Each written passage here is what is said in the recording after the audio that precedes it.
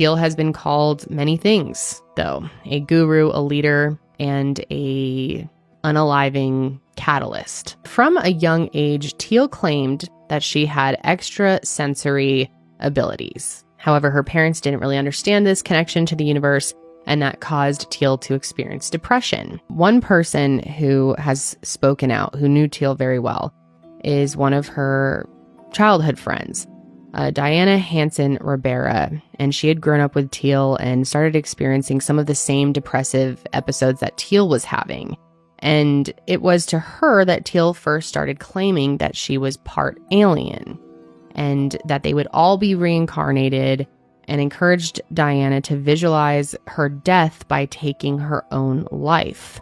And Diana really took that to heart, and she actually first attempted to take her own life when she was a teenager. And luckily, she did survive, but Diana felt like she was, quote, Teal's guinea pig in a lot of ways, and that most of the same practices and ideas that Teal would give the public later on, she had tried with Diana, with a horrible effect. Teal's mother had brought her to multiple therapists throughout her childhood, and none of them were able to curb these behavioral issues. Teal was taken to a new therapist who practiced the retrieval of repressed memories, which is going to be a big discussion for today. It's unclear if she recovered any memories from this first therapist.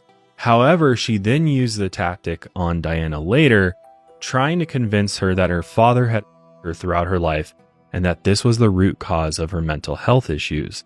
Teal claimed that a different therapist assaulted her during this time, and her behavioral issues only got worse from there. But Teal loved animals, so her mother contacted their family friend, Doc, which that's not his real name, but he was a large animal veterinarian and wanted to see if he could help her by showing her how to care for animals. So Doc said Teal was highly manipulative and took joy in forcing her parents to believe her. He noted that Teal's self-harm scars were from her scratching her wrists with sticks before telling her parents she had tried to take her own life. But this didn't work on Doc. He claimed he was the only one she couldn't manipulate, and she began trusting these pieces of information with him. And Doc cared for her. But Doc could not handle Teal's behavioral issues anymore and told her mother that she had to put her foot down and stop letting Teal control her. Teal's mother was offended by this and cut off contact with Doc completely.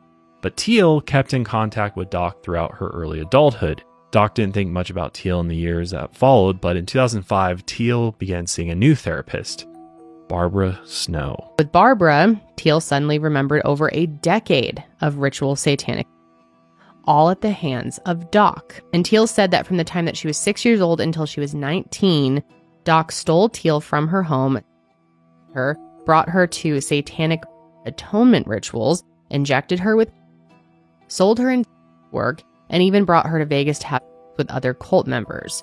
Teal even said that she saw 7 babies murdered as sacrificial offerings, and all of the children were illegal immigrants, so there would be no trace. This would all occur in Idaho in the middle of the night for 13 years, and Teal would be brought back each morning to Utah to attend school and live a regular life. Barbara urged Teal to go to the police and filed a report in 2005. However, she filed it with Utah police and not Idaho police. And when cops couldn't find any evidence and knew that this came from Barbara Snow, they did not report it to the police in Idaho and ceased their investigation. When responding to a FOIA request for the documents in 2018, state officials said they no longer existed. At the end of this story, Teal finally escaped from Doc's abuse and lived with Blake Dyer, a longtime friend who we'll be talking about a lot today, actually. And the two of them were only romantically involved for 1 year, but then ended up living together for nearly 2 decades. I believe Diana, her childhood friend, had said or written somewhere that she was very close with her, grew up with her, that when this stuff was going on, she never noticed any physical signs that like on her body from being in her presence that anything like this was happening. But that's what Diana said. So it's just like at the end of the day, we don't know. But again, and of course, I want to believe victims. But I think it is important to note that this is through sessions with Barbara Snow. Yeah, and I think that says quite a bit. However, with these memories uncovered by Barbara Snow, Teal began her career as a spiritualist. In 2011, Teal released her first book, called The Sculptor in the Sky, and held her first event, speaking to 20 people. At this point, her story of ritual was not present, but her belief in reincarnation and her access to the Akashic records garnered her a few followers. And it was through her YouTube channel that she began to gain serious traction. Her early videos were about regular New Age beliefs, but her beauty, her monotone voice, and blue eyes caught the attention of many online. And people liked how matter-of-fact she was and could relate to her. And soon she began to tell her past with ritual satanic. And people began to trust her. But soon, Teal started to charge for one-on-one sessions and allowed people to live with her and Blake in Park City, Utah. In 2012, John and Leslie Wangsgard came to live with Teal after Leslie had been dealing with suicidal ideation. Teal was able to recover repressed memories from Leslie, but still, Leslie could not kick her suicidal thoughts. So instead, Teal began encouraging Leslie to visualize her suicide in graphic detail, to imagine reincarnation, and ultimately go through with it if she so wished, as she would just be brought back to life in her next life. And that's exactly what she did. Leslie Wangsgard took her own life on May 20, 2012. According to former members, Teal was very unhappy and did not know how to counter the potential bad press. So instead, she covered up her involvement. She stated that she was in the desert with no cell service when Leslie took her own life and put out a YouTube video where she said suicide was, quote, a reset button to her followers. Her every word was already the truth, and they believed that Teal had actually helped Leslie by encouraging she end her own life. And one of those followers was even Leslie's husband, John, who praised Teal. And on top of that, yeah, I know. But Teal's bio on her website now became obsessed with, her experience of satanic ritual, and it became the focus of her practice. She even revealed the name and address of Doc to her boyfriend at the time, who threatened to kill him. The boyfriend then revealed the name to a local Idaho news station, which told journalists who had once been in Teal's inner circle, but left after Leslie's suicide. Those two approached Doc, which is why we know so much from his side.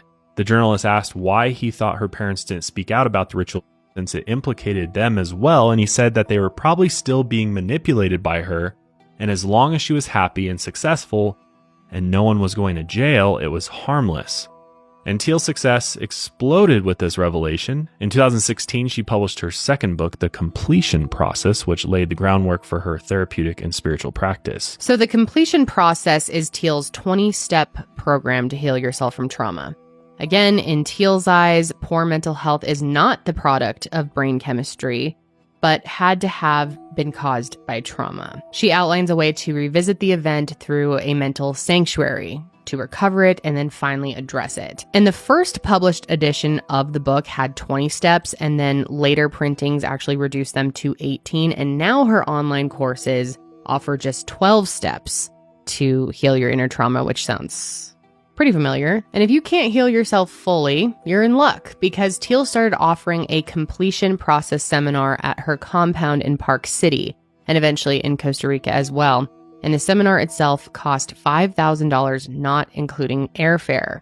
But during these sessions, Teal would pressure those to remember a traumatic experience via intense therapy, hypnosis, and even nearly drowning people in a pool, which is shown specifically in the documentary as well. It's a pretty intense scene to watch, but they're basically like waterboarding this girl. But what's important to note about the book, that the philosophy surrounding the process is almost entirely plagiarized from Michael Brown's book, The Presence Process. I mean, the things that she says to these people around her who have dedicated so much time to her, she's just so abusive. When Blake leaves with his wife, they go to Germany, and that whole confrontation is on there too with his new wife. She then sets out new rules for the group, and this again is on camera. They cannot have children, and Teal herself has a child. Has a son, yeah. They cannot get married, and Teal herself has been married 5 times. And they cannot have contact with people outside of the group unless they are approved by her first. So I don't know if anyone else agrees, but I'm sure you do. That is giving cults hard. Well, and she frames it in the mindset of, we have to protect me. If you ask Teal, she would say, quote, "I have the perfect recipe for a cult, but her ethics separate her from cult groups." And here's an ex-member, Andy Fellows, who we found on YouTube, and they're describing their feelings once they left the Teal tribe, which is a term that Teal actually uses. Right. So for those of you that don't know, I was in the Teal tribe, Teal Swan cult thing for a number of years. And it's a weird one because it doesn't look or act like a regular cult in a lot of senses. Like, it is a cult and it does fit the criteria, but it does in a kind of roundabout way. So that's the thing with this whole thing with Teal is like, you can to an extent, you can kind of question what she says as long as you don't dislike her. If you show any signs of disliking her, there's a problem. Also, if you question what she says too much, then it's taken as a dislike, and then she gets all like, "Oh, they don't like me," which is it's a strange thing to get so upset about. Is people are going to dislike you.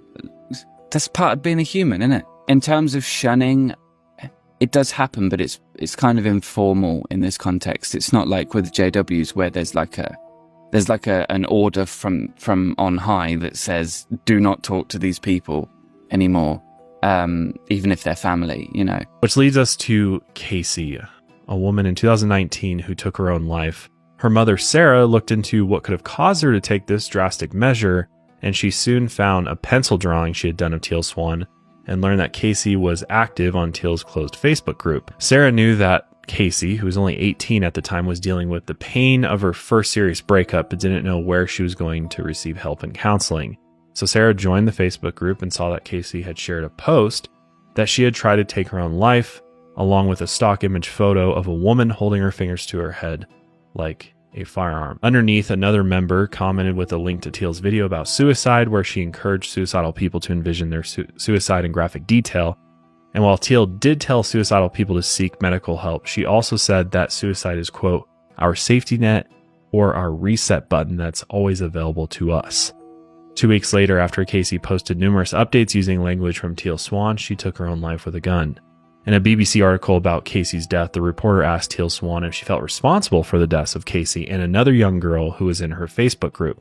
She got angry and said, quote, "To suggest I am responsible for suicide and people who came to me suicidal, that's pretty insane." And in response to the article and a Gizmodo podcast that called out Teal, she not only took down the suicide video, but she started a new Facebook page and began to say that she never advocated for people to take their own lives. In a video addressing the claims, Teal said that all of these allegations came from Leslie's suicide and the former member who turned into a journalist and called her out. Teal said that she always told Leslie not to commit suicide and said the only reason she ultimately did was because Teal was out of town. Teal also took down any mention of Doc from her website and made a lengthy post about suicide where she says that society has made it taboo to speak about and she refuses to follow society standards. During this time, Teal is trying to get the completion process officially recognized by medical professionals so attendees could use insurance, and luckily this effort failed.